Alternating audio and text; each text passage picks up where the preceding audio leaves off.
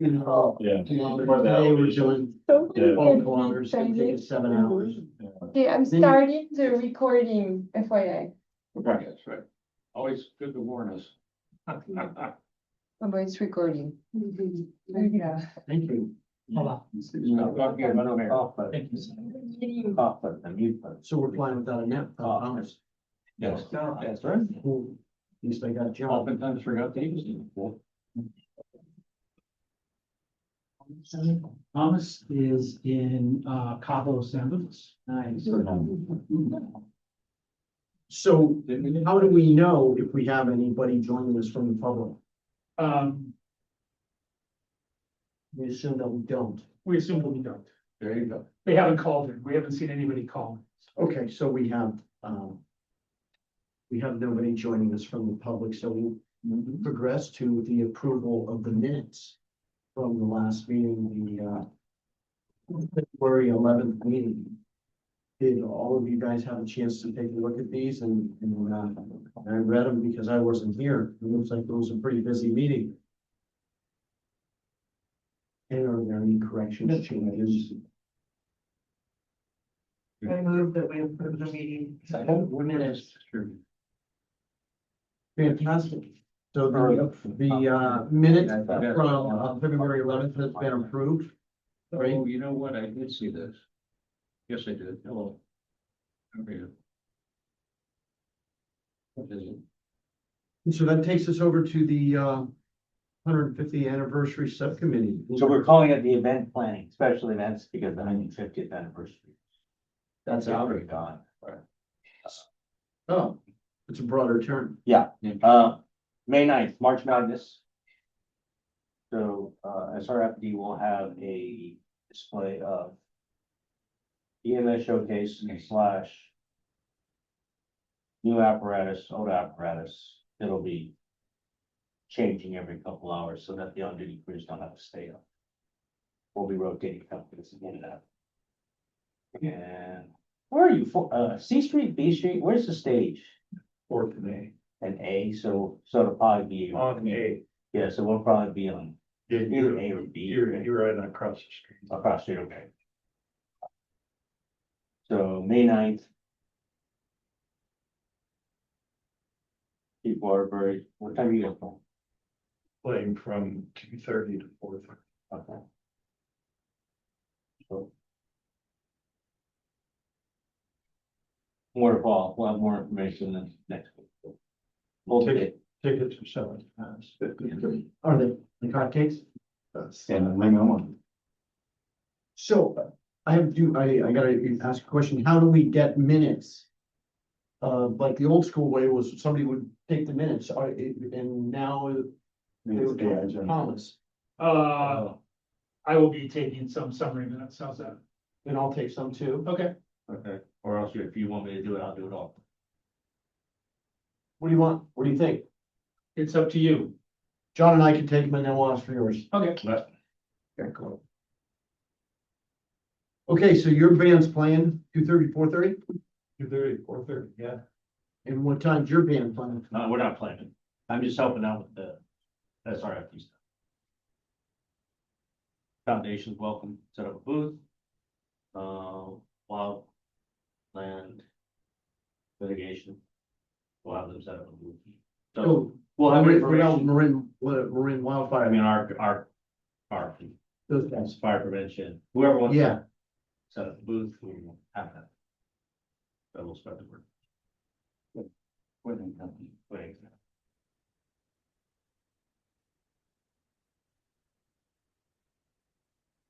do you need any assistance from the fire commissioners for us to do anything? Not yet. I'll update you at the next meeting. Hold the date for me now. The 9th. Correct.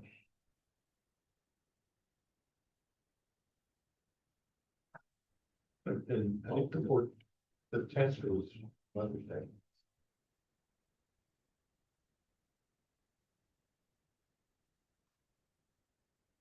Right. Anything else from the special events? That's it for now. I don't. Just Don McCusker, Fire Foundation.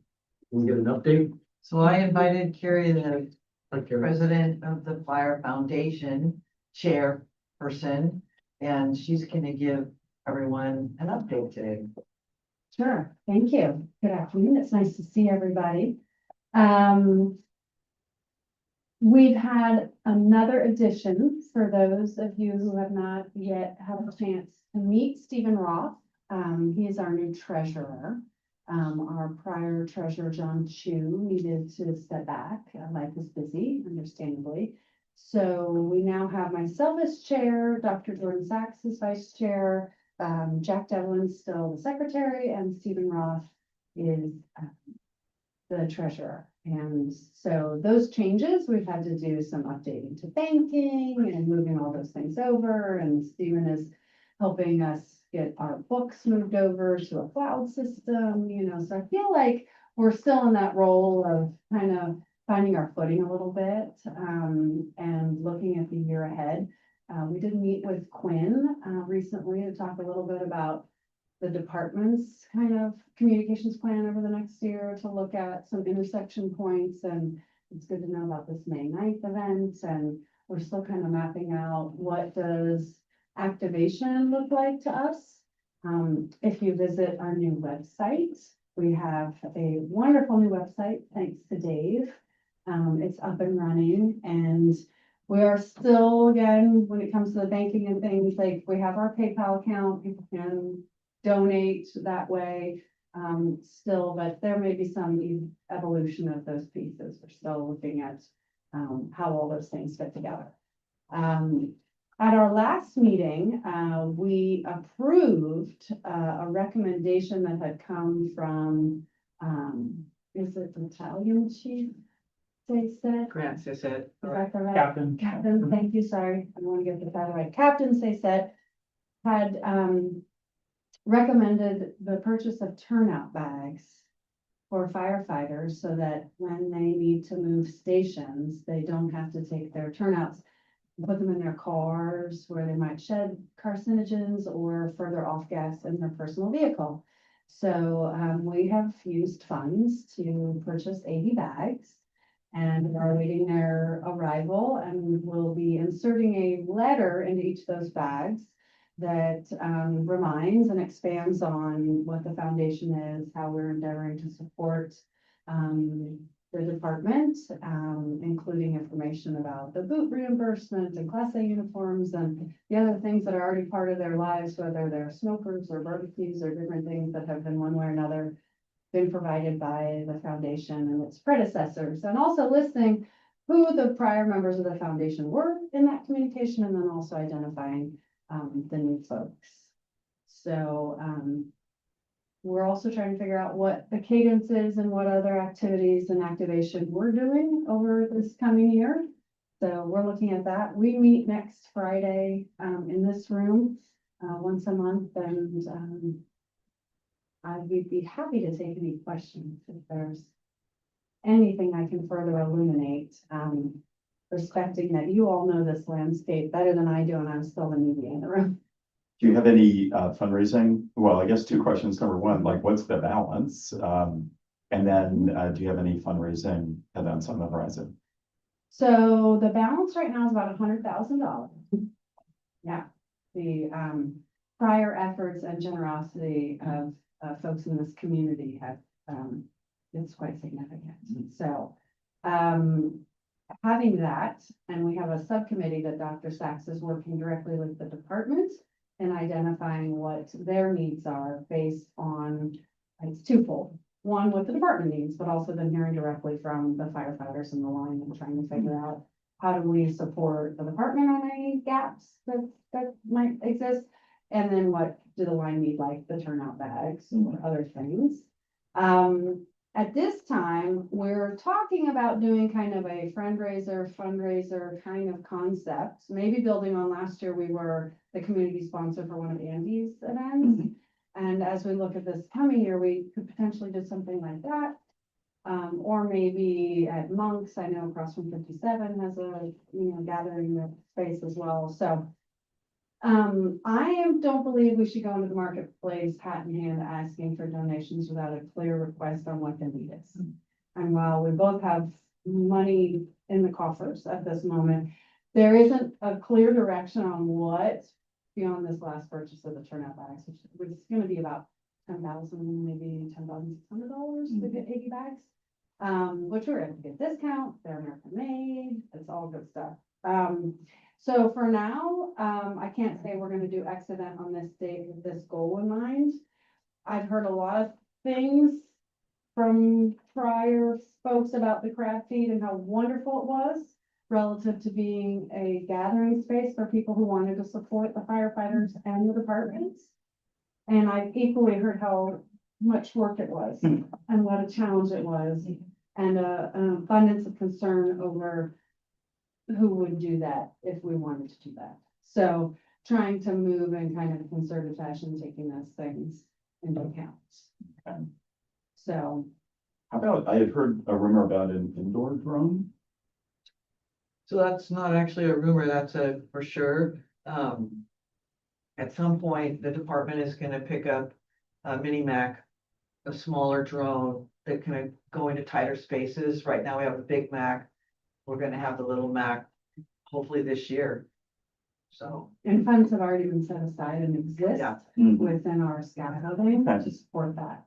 And we are on an annual basis paying for the technology support component and the tune of, I think, about $2,500, maybe up to 5,000, I can't remember off the top of my head. And we'll do so as needed in the ongoing Okay. process. Mhm. yeah, I mentioned to all of you last meeting, Thomas and I will be going this month, hopefully, to Sac Metro Fire to meet with their head of their, Air Force. they don't call them drones. Autonomous, Unmanned aerial vehicles. yeah, I can never remember the term, but it's the acronym for basically drones. They have 20 drones in their department.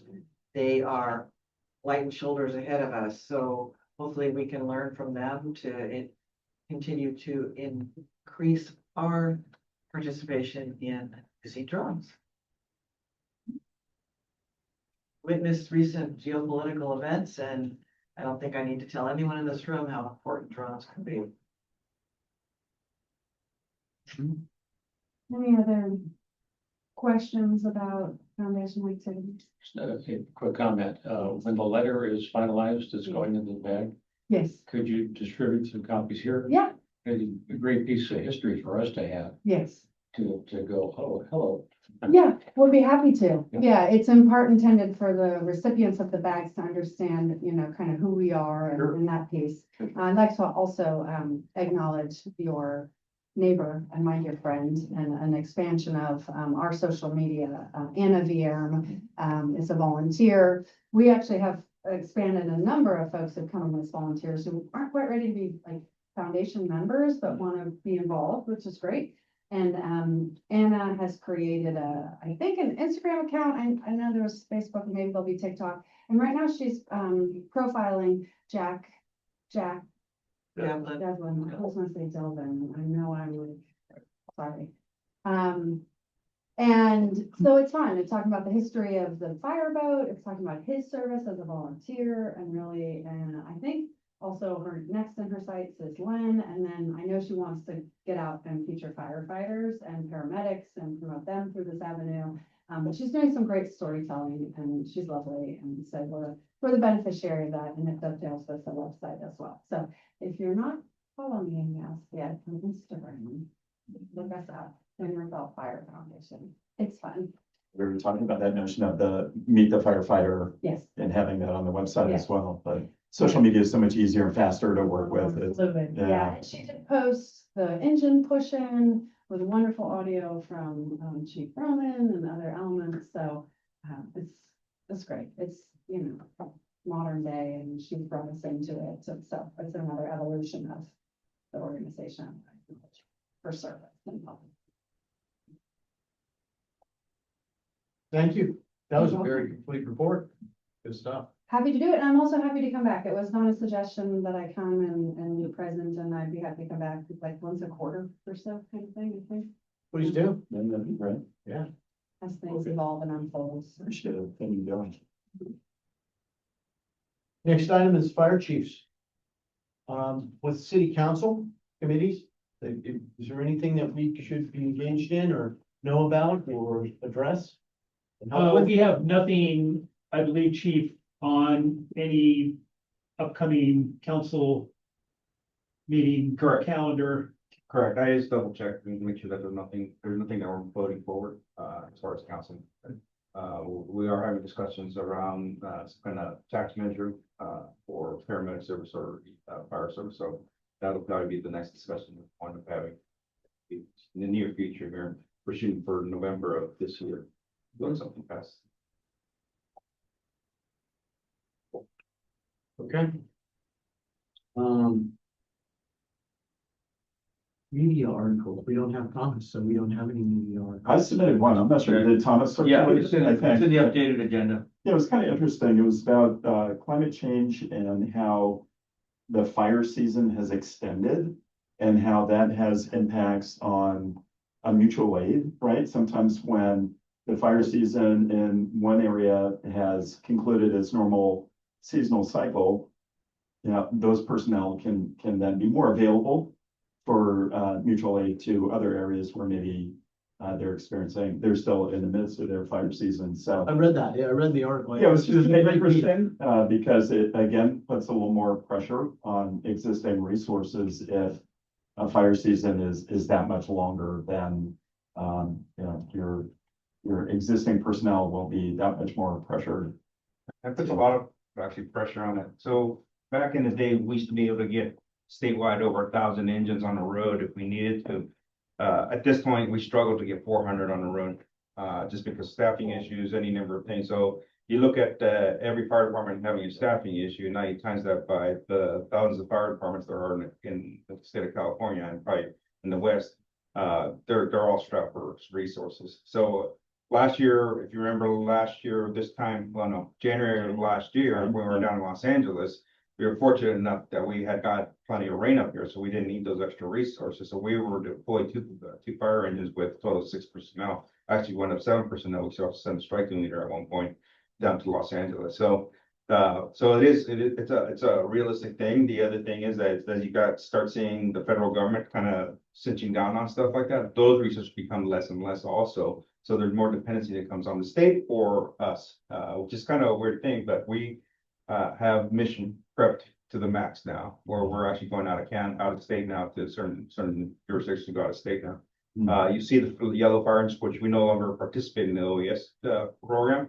But at one point we had one of those engines there. Those actually got deployed to Oregon and Washington last year.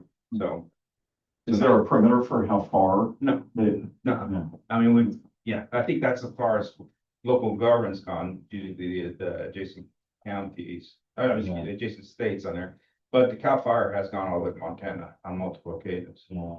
So The other thing is like agencies like CAL FIRE who have seasonal hires, which used to be what, chief, from maybe back in the day was like June through September, and now it's like May through October, and now it's even larger, but then nobody would have expected January got it out to.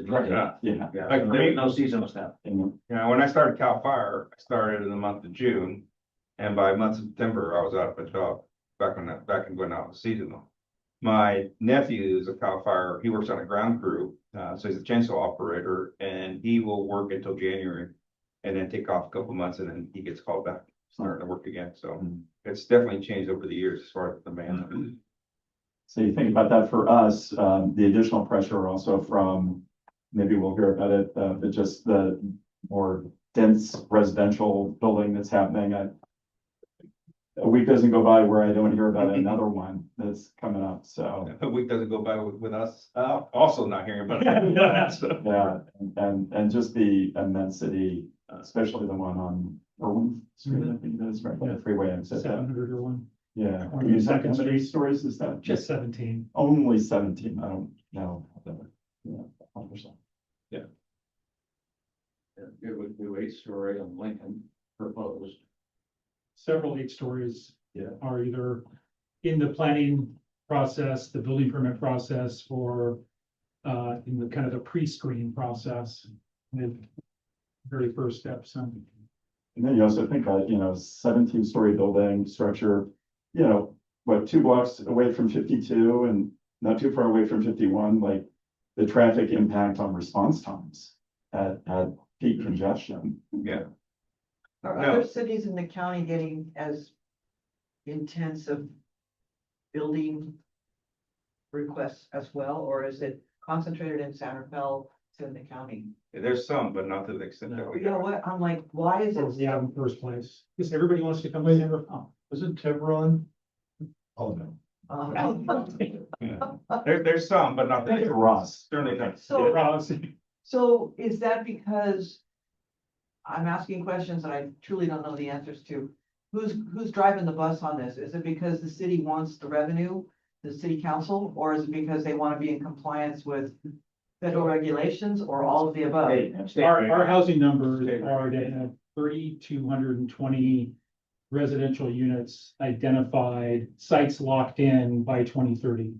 What about other cities in the county is what I'm. Other cities they have numbers as well, but Okay. nobody's anywhere close to ours. Okay, It's one of the reasons is because San Rafael can accommodate it.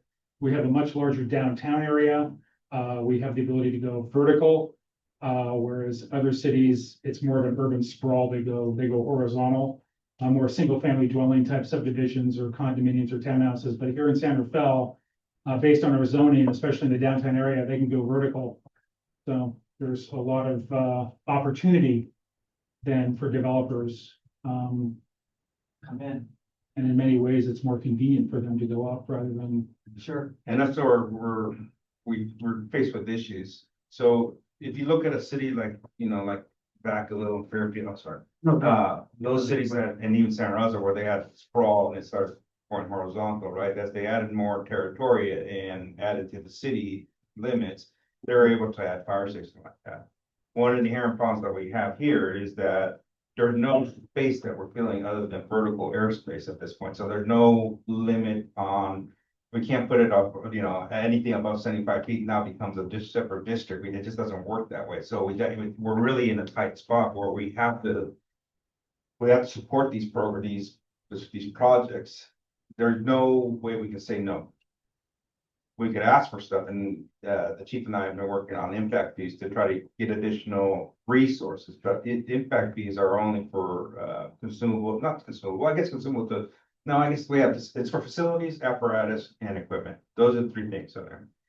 Now, it's significant cost. A ladder truck right now is about $2 million, so we're gonna have to purchase another ladder truck pretty soon. But in addition to that, what we actually need is people power. Yeah. And that's where we run into some issues. And that's what triggered now the tax measure of figuring out how we're gonna get the people power. Because there's a possibility we could get some money through impact fees. And then, after that, the result of that is that we get more people here, there's more sales tax. In theory, there's more sales tax potentially to be able to fund ongoing projects like human resource at the fire station. Can we also expand BLS too and maybe release some pressure that way? Yeah, no, and we can do that. Now, it's a fine balance that I have to work with, as far as, because they are not firefighters. Yeah. Those are strictly folks that are just transporting on it. But if you look at unit hour utilization, most of that unit hour utilization is in EMS and transport to the hospital. So if I can reduce that unit hour utilization back in, it increases our firefighting power, or what we call it the weight of attack on there. And that's what we need to do, the weight of attack, much like San Francisco Fire. Their weight of attack is fairly heavy out of the 40-something stations and 43 stations that they have there. Every engine company is staffed with 4, ladder trucks staffed with 5 people on there. So the impact or weight of impact is dramatically different than my 3-person engine companies. That's the knockdown power that I need to put the fire out. Right now, it's up on a structure fire. 2 of my folks are going inside. The third person has to sit outside. So you imagine 2 people just pulling hose driving on a building, even on a 2 or 3-story building that we have right now. It's quite a task on there. Yeah. Now I add that to the vertical stacking on there, add density, add my rescue profile, add all those things like that. So it's really a turn on it. Now, I have to say, we're not the only ones dealing with this. I mean, at Berkeley, I was dealing with the same exact thing in there. What resulted there is we basically put more people on the engine companies. So they now run 4-person engine companies, 5-person truck companies. And the paramedic service, they hire single role paramedics, single role EMTs to just run that part of it. So any given point, when there is a structure fire and they've augmented their, so they didn't add additional, apparatus, but they add additional apparatus to each response on there. So now, a fire in a building gets like 5 engines, 2 ladder trucks, a battalion chief and that kind of stuff, rather than before we were doing 3 and 2 or 3 and 1, 3-1-1, it's 3 engines, 1 ladder truck and 1 battalion chief. So, things like that will change for us on there, but it's like a fine balance. Right now, there's a lot of entitlements that are being done for these high-rise buildings. We have one that's actually getting constructed right now out of all those. We can't act anything, push anything on proposals or plans or anything like that. There's just nothing we can't charge impact. Plus, we don't have an impact fee structure at this point. So really, there's no justification because these plans go on for years and years, but nobody built anything. So it's a little bit of a fine balance on there on where we can start enacting. And many of these the plans that are out there have already been entitled way before we were here, or before I was here, and certainly probably way before we had any kind of notion that this was coming. So it is a process. So we're balancing it with impact fees, taxes, and figure out what we need to do. But we're well aware of it and how we're going to move forward with things. But it is something that does keep me up at night, to be honest with you. It's a concern that I have, and basically, and I balance that stress that I have having fires of these structures, but I also sedated a little bit that these are modern structures that are built very best safety standards at the same time. But regardless of that, there's no structure that supports itself during an emergency. We have to go in there. I have to get some folks, some boots on the ground inside that structure, even on a small fire. So it is a little bit taxing for us, to be honest with you, or will be. The other thing too, is like, if you go to these high-rise fires, even if it's a room and contents, I mean, there's like, say, the personnel for the suppression, it takes a lot of manpower to put water on the fire.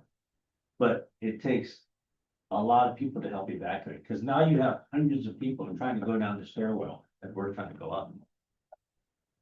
World Trade. And some of these buildings are designed to be able to shelter in place to a certain extent. So a lot of times the buildings already knows that we can't evacuate people that fast. I mean, we don't have enough people. And I'll give you an example. I had a fire at a building. And at the time I was a captain, there's a 4 or 5 story building up there. And we basically made first, second, and third alarm just on pulling people out. And basically there was 2 of my firefighters that went in with a 1.5 hose to put the fire out, but it took all of us to just start taking people out. Like it takes a long time. And God forbid you're invalid or anything like that. You're not talking about 1-to-1 person. You're talking about 4 firefighters, the 3 to 4 firefighters for each person you've taken out, especially if there's any kind of potential movement issue or anything like that. So How was our experience with the canal structure fire last year? Did we have that same type of evacuation challenge? not really. That was only a 2nd story or 3 story building, right? Yes. That was a 3-story building. It was a known rescue. I mean, we were notified that it was a rescue from the time we arrived on scene, and the fire station's really close, and both stations that are fairly close were fully staffed and stuff. So we got on it pretty fast. So I don't think that's not necessarily a good example. That building was not sprinklered. It really allowed for pretty intense flame propagation the way it was designed, and basically having multiple channels to be able to get clear air through there where the fire actually started. So adding to the fire load there. So it was fairly unique structure. It looked like a bonfire. Yeah, I was well, watching. Well, there was an entry point on the north and south area of it, and then the east and west. Well, basically. And the carports below it. Yep, and basically all that air is just flowing through there and then propagated the fire fast. Yeah. So, and as soon as the windows blew out on the south side, there was a lot of fire coming out. But when you talk about high-rise fires, my experience, most of the high-rise fires you go to might start with cooking or battery starts fire, suppression, it charges the hallway, maybe sprinklers will put it out. But you have these things that we've never thought about. And I've gone to like arson fires where they torch the whole hallway, and they have, whoever thought of planes going into a building. And then we had meth lab fire. Those things, that, once they start going, the sprinklers can't suppress them. So these are the things that we have to consider. Yeah, the out of the ordinary things. But also I'm very confident that we're leading the show on making sure that we have our proper resources to make sure that we're able to address these issues in the future. So one of the things is that we're very active with the anytime there's any potential for impact fee conversations or any taxes or like that, I'm usually at the forefront to making sure that we're getting what I need to make sure that my fire department's ready to go, but as these buildings come up. But once again, we're in a really difficult position right now because, well, we've entitled it, there's nobody, I haven't seen any cranes out there, sky cranes out there building this stuff yet. So it really kind of puts us in a weird position that we can sit like this for a while. I'm hoping it doesn't happen like all of a sudden nothing happens, falls out for 10 years. And then all of a sudden year 11, all hell breaks loose and then everybody stuff done at the same time. We will be unprepared. We will try to do the best that doesn't happen, but really there's a matter of resources that we don't have at that point. So, and where you have to be really astute on that, on how we're replacing our equipment, right? We have to replace our equipment and our facilities to be able to augment what I expect is going to happen in here. So I do have a plan, how I see the fire service needs in 10 years from now. And this is what I'm pursuing across the street to be able to have funding to be able to have that fire department that I need in 10 years from now. So we're not having to play catch up at that point. In my previous organization, we were at 40 to 50% unit hour utilization, which is extremely high. Usually we shoot for below 30 on there. And that was just, we were way past capacity at that point. And even when the reports came out, and guess what, it is still now, it's still 40 to 50%. We still haven't been able to catch up. How do you calculate that unit hour? Yeah, so it's the amount of time they spend on a call from the time you get dispatched to the time you come back to quarters or in service in there. So if it's for us, the ambulance time when we transport to the hospital, our UHU goes dramatically up there rather than being available. So I count it as that we want our unit hour utilization to be less than 30%, because that means that our folks are still getting their training, they're still having their meals, they're having some kind of time to diffuse a little bit throughout the day on there. Once you get to 40-50%, they're not having. Yeah. But, and I also equate that to, if I have higher UHU, that means for actual structure fire, I don't have this personnel available. So there's a balance. If I have 30%, if I have it below 30%, there's a balance. I still have a good firefight or a good weight of attack or a good firefighting force at the time at any given point on it. But it does get busy, but just the nature of the beast. It's a busy area for sure. The one good thing is that we're busy during the daytime. At nighttime, it definitely shuts down. In my previous organization, they didn't shut down. It was 24/7. Yeah.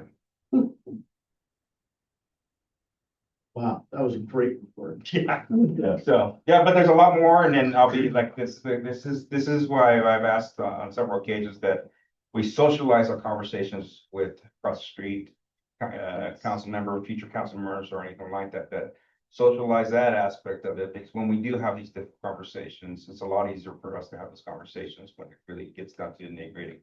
And that's where we really get to the point where we have good support when we establish a relationship and normalize that situation first, and then moving forward. And I think we're developing some unified messaging on that. Oh, for sure. Right, I'll talk about that. Okay. That's your. Thank you. Thank you. Great. That takes us to our member reports, and I'll go directly to John. Sure, so, we talked about meeting with city council members we've been assigned. Yep. But before we do that, let me get a list of talking points, and I'm still data gathering. Thomas has given me a lot of information. Chief Hatfield has given me a lot of information. All volumes, types of calls we get. Future needs, future projections, strategic plan. We need to sort through that, put it on one page. I need to talk to Chief Roman to figure out what's the priority. We don't want to overwhelm you. We don't want to overwhelm city council, but I'll get together with him and Thomas. Thomas has given me a lot of the financial data, budget numbers, things like that. we'll cherry pick those if we need to, we'll bring out the highlights.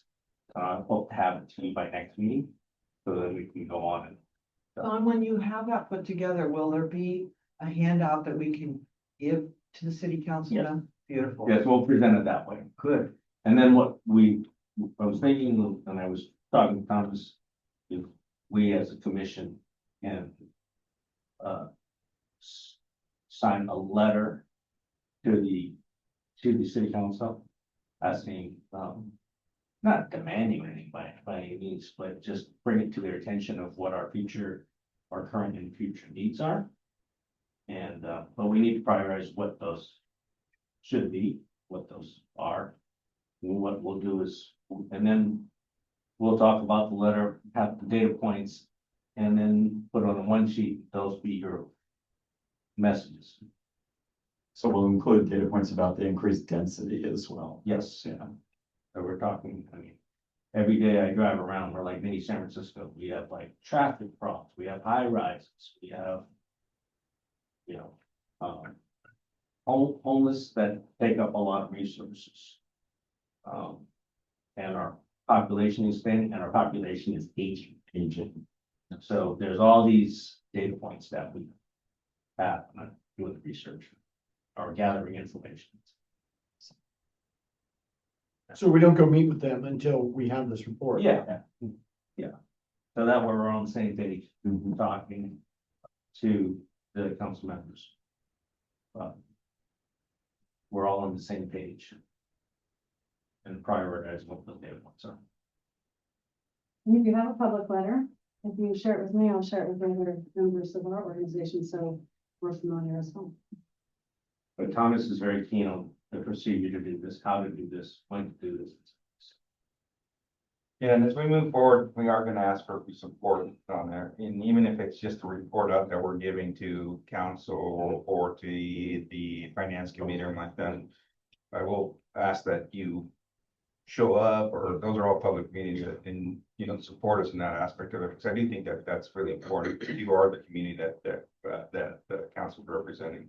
I'm just doing the job that you folks have hired me to do, but at times we do need your support. Yeah, we're gonna lobby for that, and then I'll talk with you, whether Marinwood is part of that agenda or it's a separate agenda item, so we'll talk. Yeah. I think that's great that we're all gonna have the same message, so that they're gonna hear the same thing every time.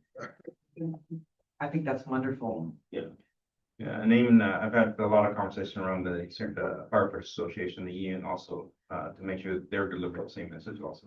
Good. So my goal is to have it by next meeting. Cool. Thanks. The only thing I'll say now is a tease ahead to our next meeting in April. I presented some materials to Thomas for getting the 72-hour window that has to be met before we can discuss things inside the fine lines of the Brown Act. All I will say is that there are, what's the plural of apparatus? Apparati? Apparatus in development,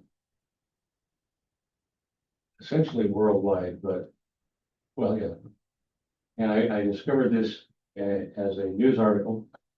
I have that information and a link for all of us to look at. I would suggest when you get this in the next bundle for the next meeting, that you read the first part and get an idea of what the topic is. I'm not trying to be mysterious.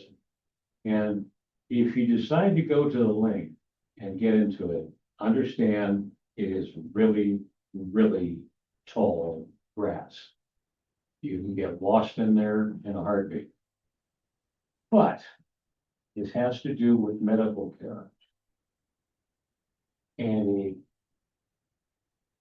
a movement that will, and I'm sure it will catch on, change how your health is monitored.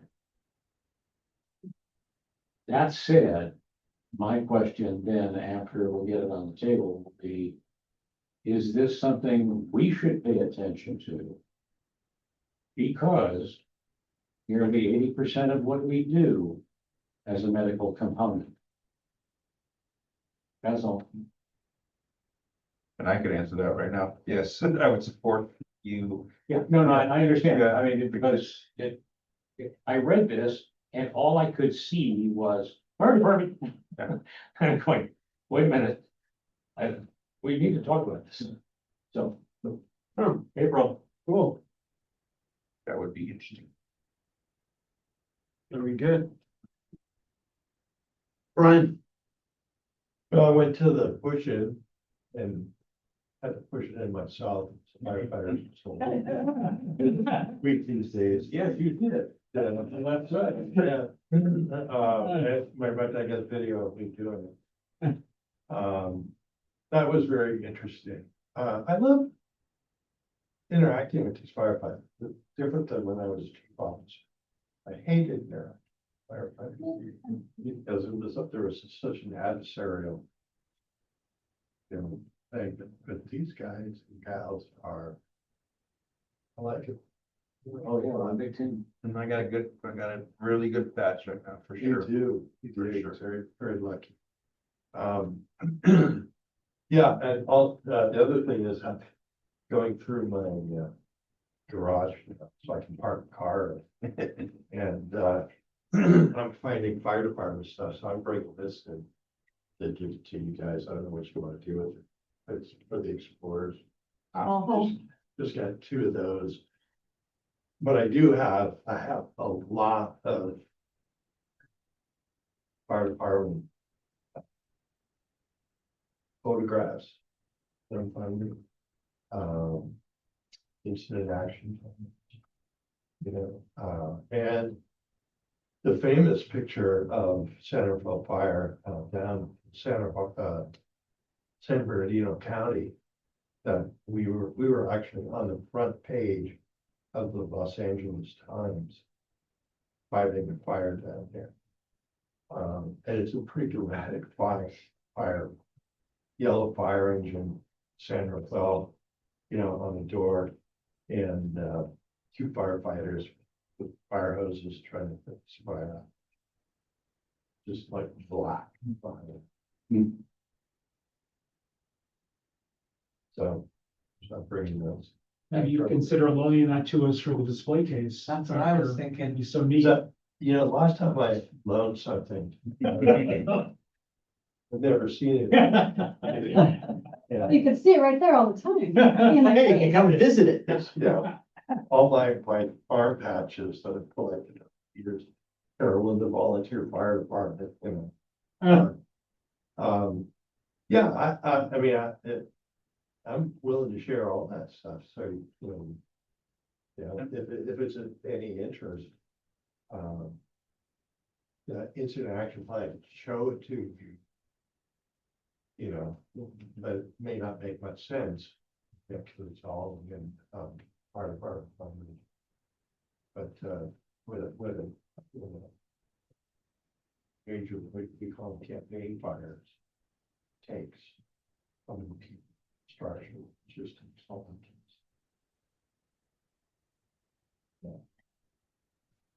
Does the San Rafael Library have like an archive, or do they fill that role? I know in San Francisco, the library is like one of the main. Does anybody know if our library is? I agree, you're right. It's just thing.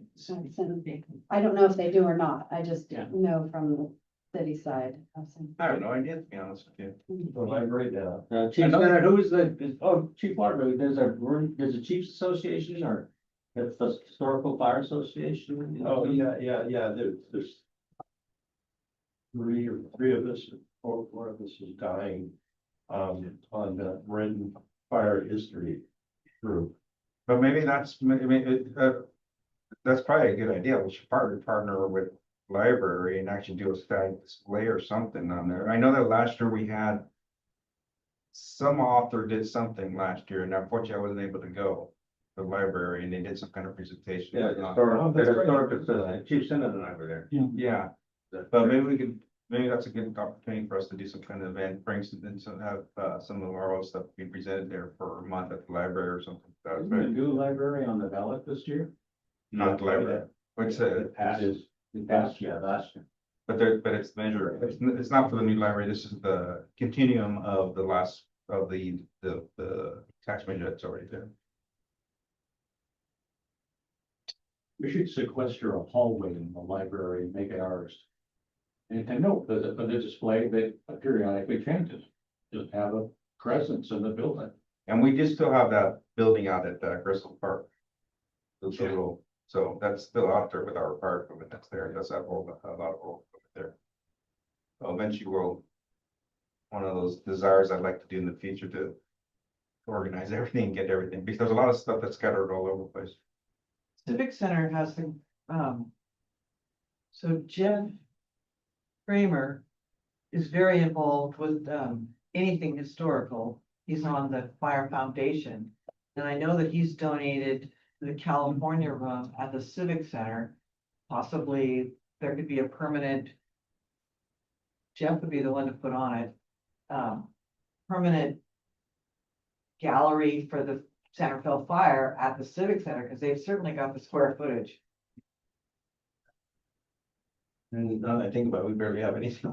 I mean, we've done a fair amount of good job trying to get some more stuff. I'm just looking down the corridor going, what would happen if we tried to hang one of the wagons off the ceiling? Well, no, but the sprinkler connection, that would be the issue, believe it or not.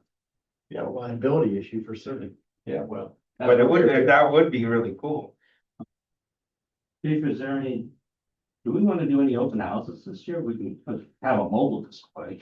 We can, I mean, that's something that, I mean, maybe that's what we should do, put that as an objective that we discuss, putting some more events together and partnering with foundation, partnering with my fire prevention folks and just being able to see an opportunity. Yeah, I talked to Chief Hathaway about that, because we're trying to do an EMS showcase. So frequently, the FAQ at our open houses was, or the response was, people didn't know the capabilities of not only the ambulances, because they have a lot of equipment that you would find in the ER that they can do in the ambulance. But also the skill of our paramedics, firefighters. For sure. So we talked about having showcases in there. I'll follow up now that the weather's getting tough. Put it in. Great.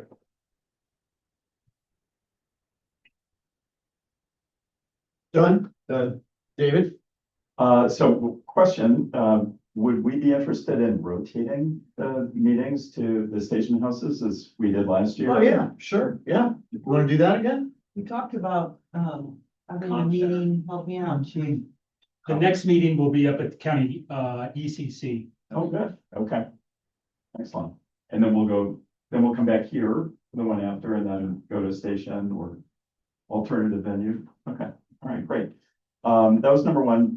Number two is I had a meeting with Stephanie Metzger, and she's great. So we spoke about the editorial calendar and fire safety awareness and some of the other things that we've been working on for quite some time. So happy to Back work up, with her. Stephanie Metzger. Oh, all right, sorry, I thought you guys might know. So she's now on staff, and anything else you want to say about this? Yeah, unfortunately, I'm gonna lose her. She got to go to grad school in Ireland in August, September, so just when we do start. But she was an intern, but she was just a very talented intern at that, on helping us with the media stuff on there. So unfortunately, we're gonna have to look that position again.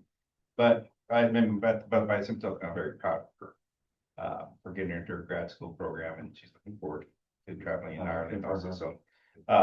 But she'll be gone for a year, and then hopefully once she comes back, but we're gonna try to get that position filled again, hopefully before she. Okay, because an alternative, and Carrie, you kind of touched on it a little bit earlier when you were talking about the meeting with Quinn and communications and things that the foundation can do versus things that the department can do, and I just feel like there's so much great fire safety awareness information out there that I'd love to get out to the community. But the department might be resourced in terms of having somebody to do it. Well, let me talk to Quinn again and kind of figure out where we're gonna go forward, is because our plan was to be able to create the calendar for the whole year. Mhm. The message was gonna develop as, some of the messages we already have available, readily available. The other ones we were gonna create as the year goes around, so that we would have content for the whole year, so like that. So Yeah, I think, let me talk to her, because I think there's a good partnership with not just Stephanie doing work, or right now, whoever's gonna take over that aspect of it, but you know, having the foundation, having everybody's social media pages up, and I can be able to share that Mhm. information. We're gonna be able to carry the message. I feel like we carry the same message around, message that I wanted to create originally with Stephanie. But I think we could still take that on, just using multiple resources at that point. Because if we share that same narrative, whatever it is, but we're all creating it and doing our part for it, and but create it throughout the whole year. What some of the commission takes, some of the foundation takes, and then some department takes, and then some even the union can take also on there. Mhm. I think that's a good strategy to move forward Yeah. and be able to quickly capture those potential cracks that have a tendency to fall there. Yeah, I mean, same thing like we were talking about with the talking points, Mhm. you know, all the different vehicles that we can use to get that same message out, so Yeah. it's consistent. And there's so much great information that's out there already, a lot of brochures and things from, I think the National Firefighters Association Protection Association. yeah. And so it's ready-made, and the calendar just has certain things at certain times, right? So during July or June, it's fireworks safety and holiday time. Yeah, you can use their artwork and then incorporate our logos into it, because we're Exactly. members of NFPA, so we have the ability to do that. Yeah, so it's all there, Yeah. which is, the good part about it, so. Okay, all right, well, I'm ready, willing, and able to help in any way, and Thank you. love the idea of using all the different channels. And then the other thing that I had was the proclamation, so I don't think we're ruining it for you, Carrie, but, we discussed a proclamation in December, I think it was, in support of the foundation. And so, Thomas, when he's back next month, will figure out exactly how to do it, and it might come through council as well as the fire commission. That's where I'm a little bit, that's where we need Thomas to help sort it out, but I sent it to the mayor. She's very supportive. So we just want to recognize all the amazing work that the foundation is doing, and calling out specific incidents like the fireboat being used, and the canal fire, and Big Mac being used in so many different ways. So stay tuned. Great, all right, well, we will be there, we will turn out. The Senate vote on the purifier. Yeah. You can build the Chronicle. Thank you. Oh, I did see that. The fireboat, the little fire, great boat. That's it. Thank you. Donna, you got something good? I just wanted to share with the group, all of you know I'm dual residence, so I'm very involved with a group in the Folsom area that deals with mental health of our first responders, called Hearts for Heroes. And they place therapy dogs with fire departments throughout the United States at this point. They're up and down the West Coast, pretty strong. So they're doing a gala this May 9th, unfortunately, the same day as our city is doing something.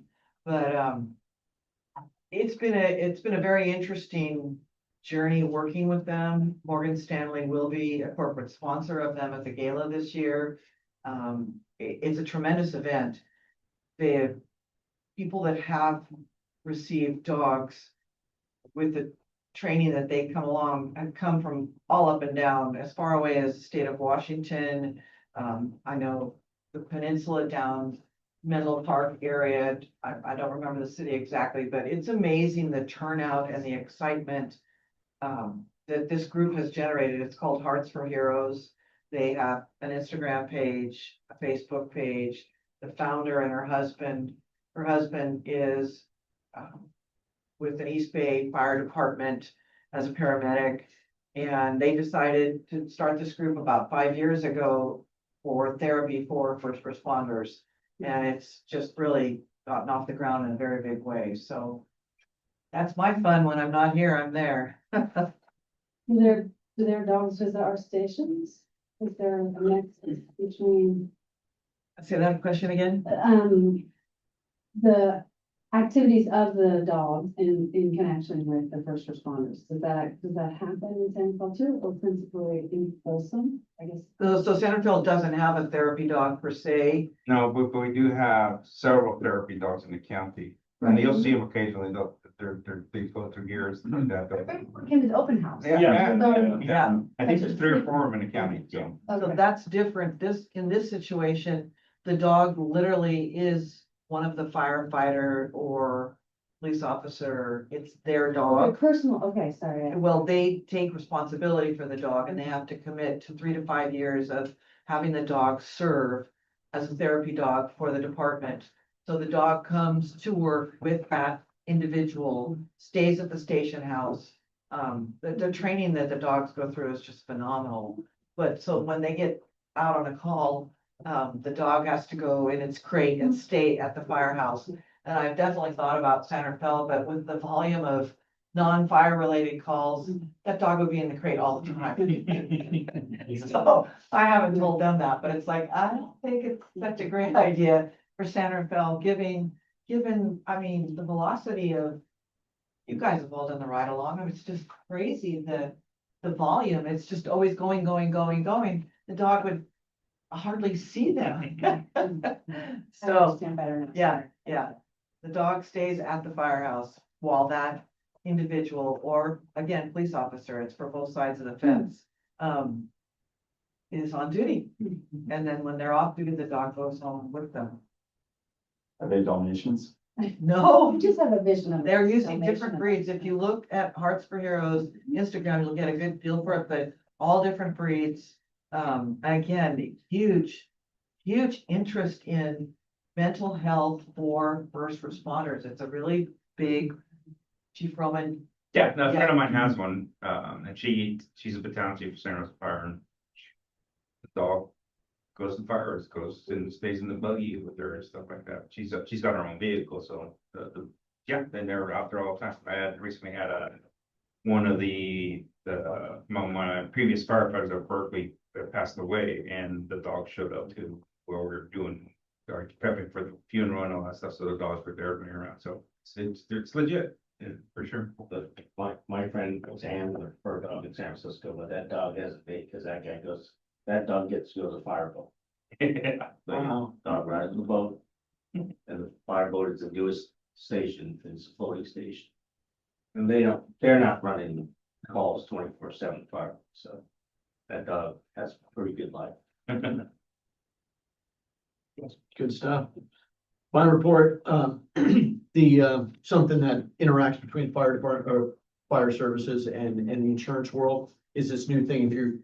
In my world, we always look at your renewals and you ask for mapping or modeling, like how much of this account is gonna potentially burn, right? And the new buzzword since LA is urban conflagration. All your modeling comes with urban conflagration, like if they were to buy the insurance for the city of San Rafael, Alliant is their broker, they probably looked at it and said, well, you guys have $400 million worth of values, San Rafael does. Now, when you get that modeling, it comes back because the whole place could burn, right? It's not like they could, oh, well, it's wildfire zone. Like the wildfire zone thing is gone. That wildfire urban interface, it's now urban conflagration. So that broker at Alliant is gonna go, I bought 400 million for the city of San Rafael last year because, you know, they're this building and they'll say, you got $1 billion at risk, right? And it can never all burn, right? Because you got this state-of-the-art fire department, right? They can knock it down. Now they're coming back with, oh, it could all burn. Your modeling shows $1 billion. So it's kind of throwing things off a little bit, right? And regardless of that, the property insurance market, which if you guys ever interact with people and they ask you questions, right? Homeowners, I was just goofing around with this, homeowners is, as you know, goes up 15 to 40%. Like if you lose your farmers, your state farm deal, you end up with that state fund thing, state fair plan, it's going up 40%. the property insurance for commercial property, it's fallen off a cliff. It's dropping year over year 25%. So you guys figure it out. Wow. It's just, they raised the rates, they said, hey, you need to increase your valuation, and you got a rate increase for 4 or 5 years.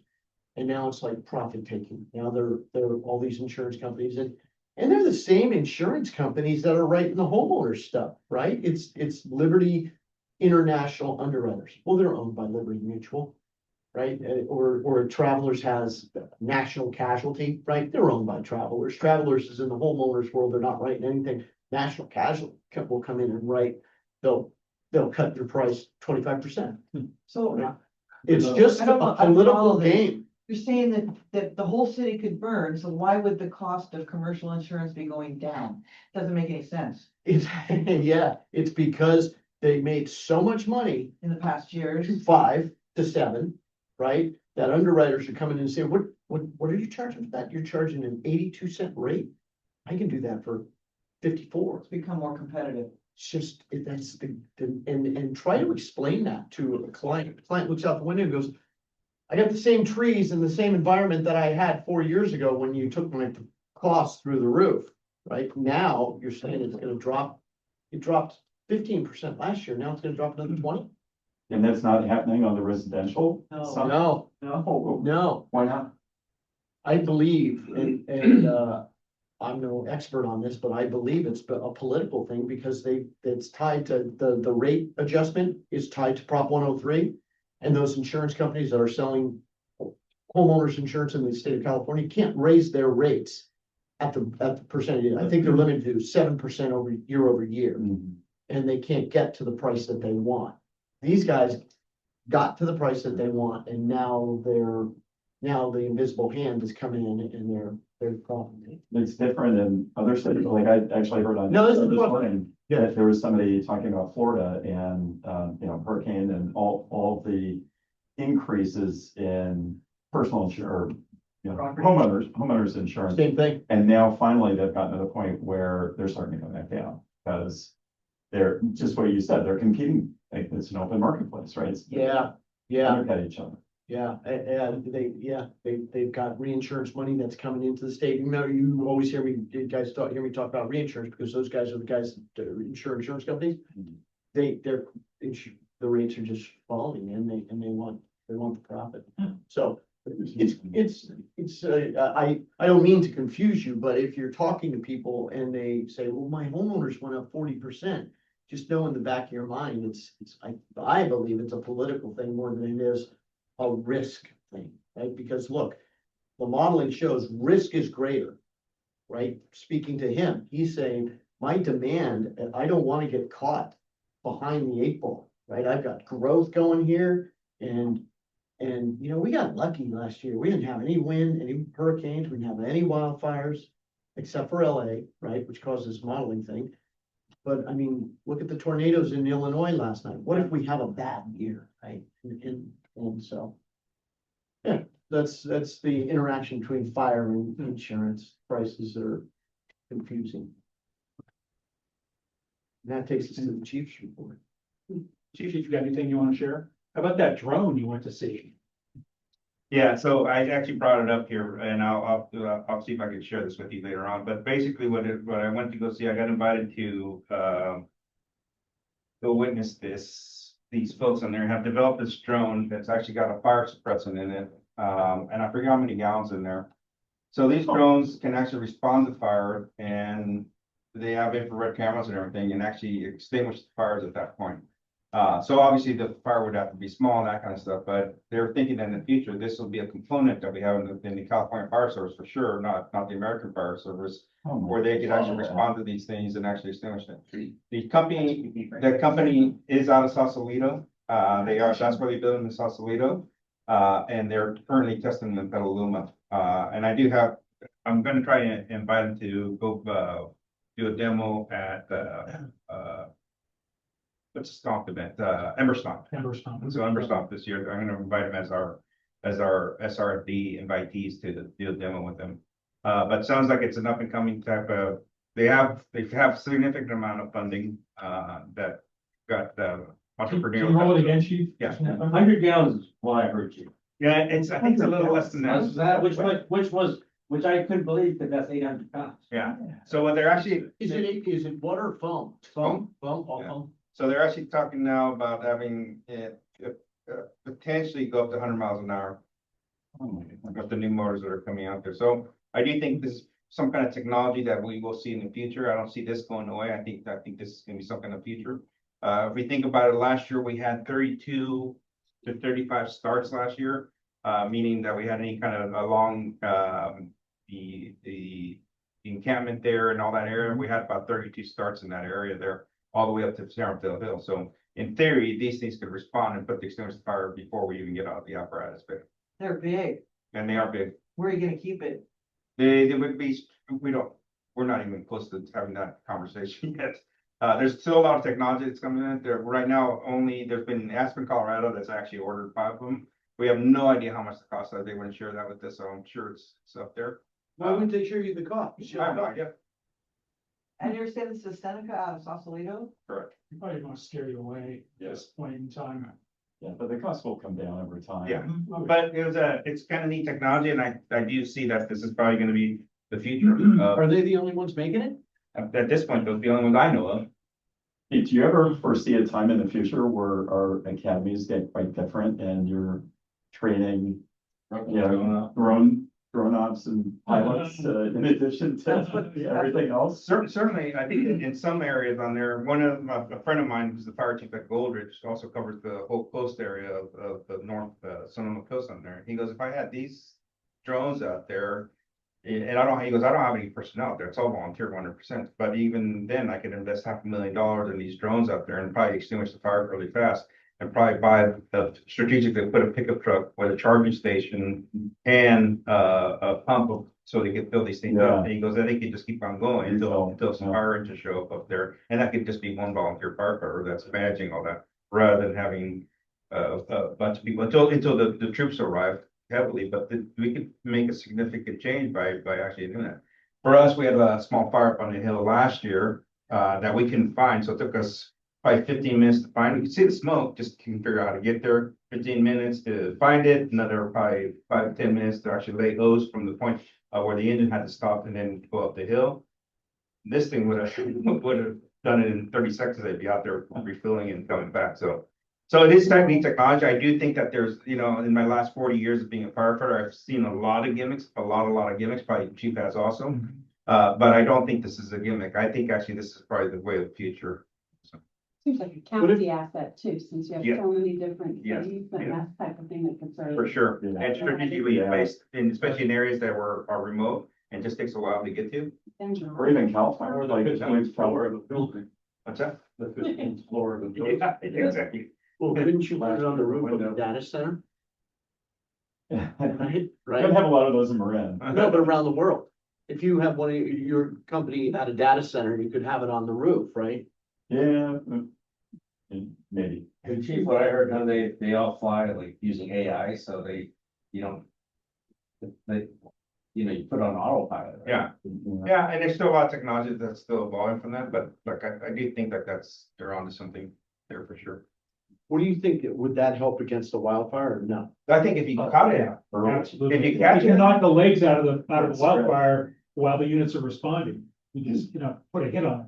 Like the chief was mentioning this fire up on the hill last year. Yeah. Chief and I were standing on the plaza watching it. It wasn't going anywhere. The fire was pretty much staying in one place.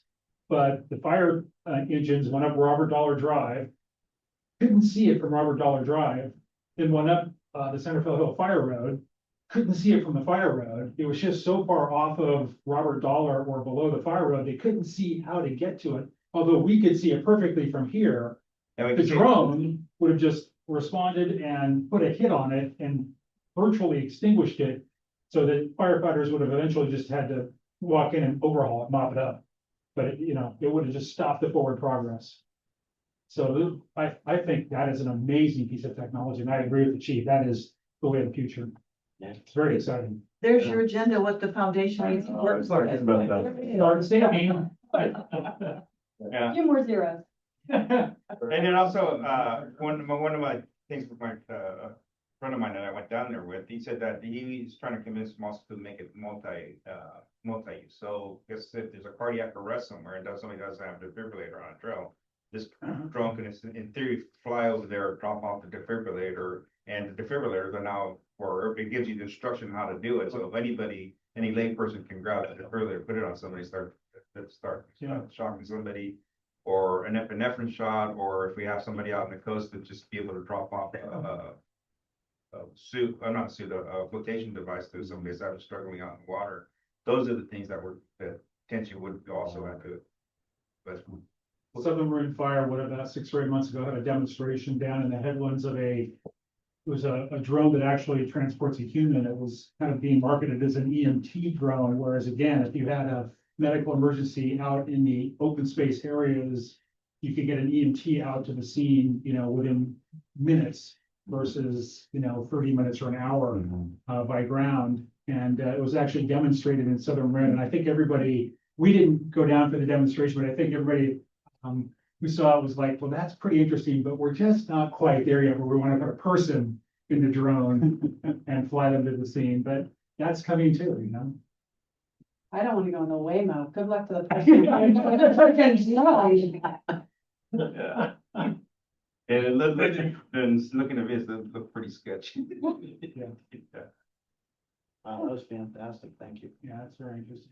Just following up, nothing anywhere near as exciting as that in the chief's report this month that you all received in the package. On page 1, it's just kind of a fun item. It's our wildfire mitigation specialist, Joe Aiello, who won the City of Centerville cookie baking contest last month, came in first place. So there's a picture of him getting the award, and that was just a lot of fun. A jar of cookies. Pardon me? A jar of cookies. Yeah, right. So, anyhow, then on page 2 of the report, the first item is just a photo and a quick item on the push-in that was done for Engine 51 on February 6th. Thanks for everybody who attended. Next item down, we had a suspicious fire on February 8th. This was an intentionally set fire on the outside of Ziggy's Dog Grooming on 4th Street, kind of near Pond Farm, along Miracle Mile. Fortunately, the fire did not enter the building. It was seen early and quickly extinguished. Good news there. Bottom of the page, retirement of firefighter paramedic Graham Winkleman after 21 years. There was a send-off for him on February 25th at Station 52, which was well attended. Then on page 3 at the top, we talk about two structure fires that were caused by lithium-ion batteries. And that's probably the 4th or 5th in San Rafael in the past couple of years. All have been close calls. We had one about a year ago in an apartment building down on Anderson that actually did significant damage, but was stopped by the fire sprinkler system. If there hadn't been a fire sprinkler system in this apartment building, which is unique, you don't see fire sprinkler systems in a lot of apartment buildings that were built before 10 years ago or so. It pretty much suppressed the fire before firefighters got there. But 2 more fires, lithium battery caused. So this is a growing problem. Huh? Like e-bikes or? E-bikes, yeah, and a lot of their aftermarket batteries, or batteries that were damaged and they're still being used, or they're being overcharged, they're just not being cared for properly. And so that's causing fires. So 2 close calls, no injuries and not significant damage.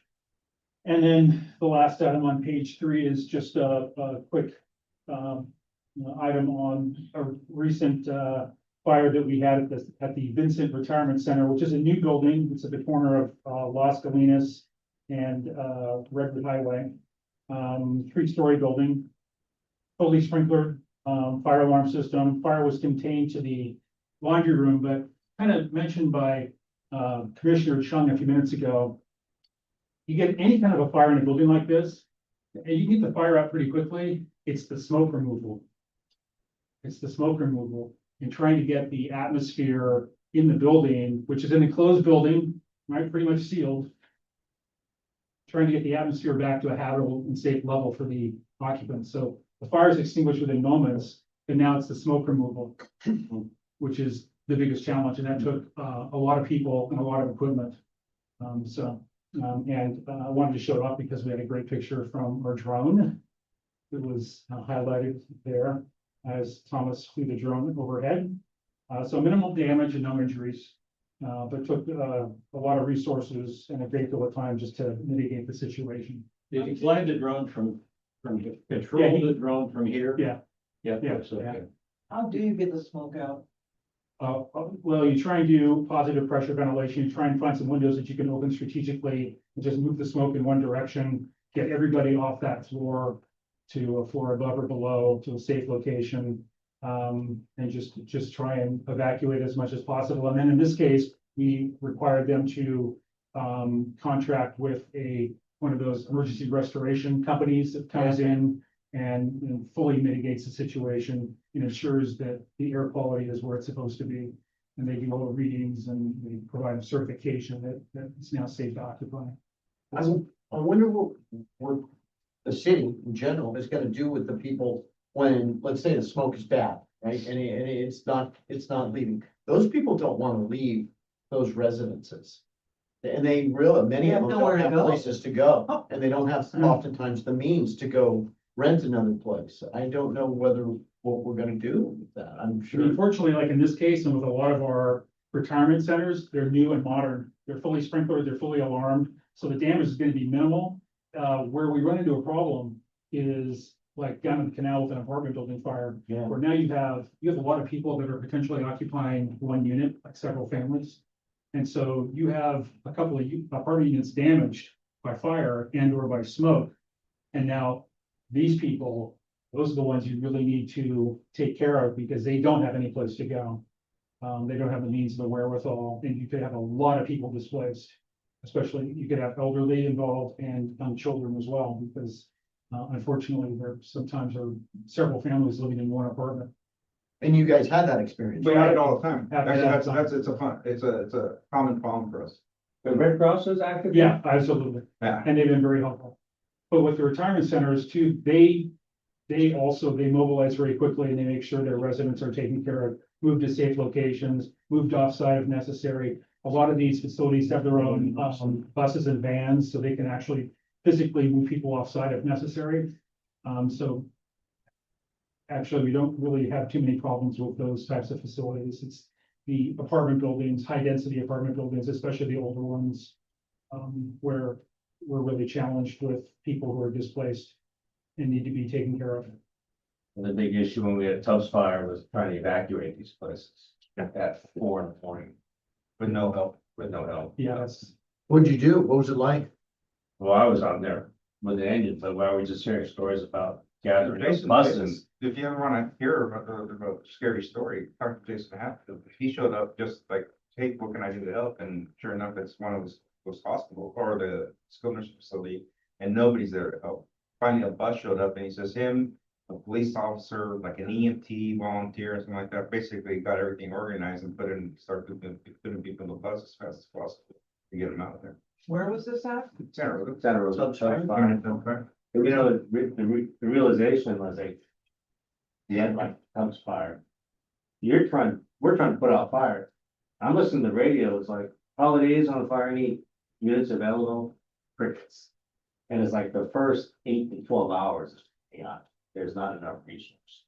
And then companies start rolling in and you start getting ahead of the game, but you're so strapped just trying to evacuate places. They had the the evacuate. chief, you too, you were high stress evacuations during that fire. I had a time I was driving a Ford, not expedition.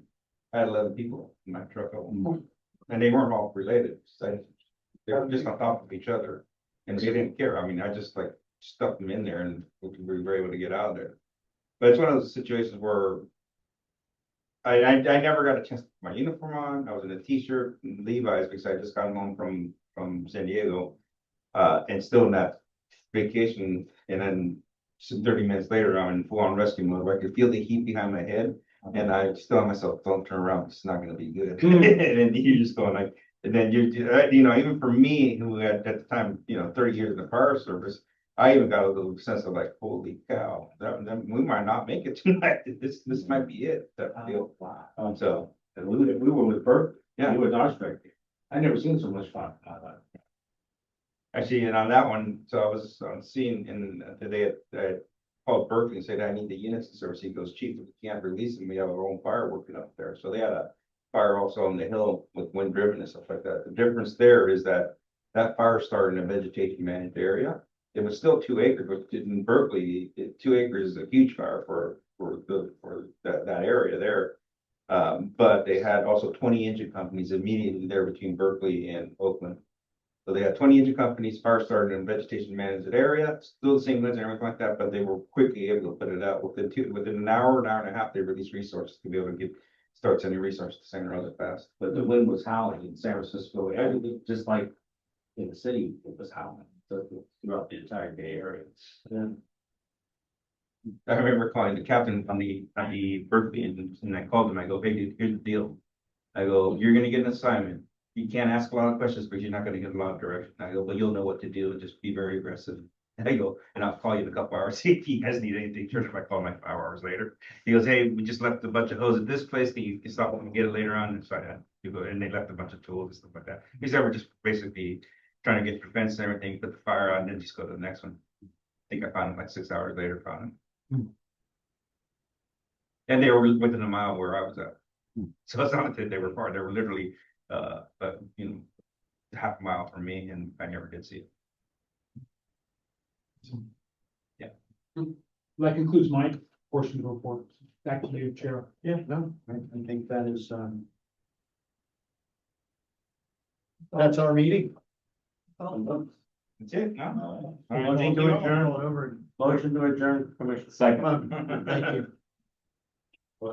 Yeah, sure. Yeah. This is cool. Yeah, no, sure, I'll get to them.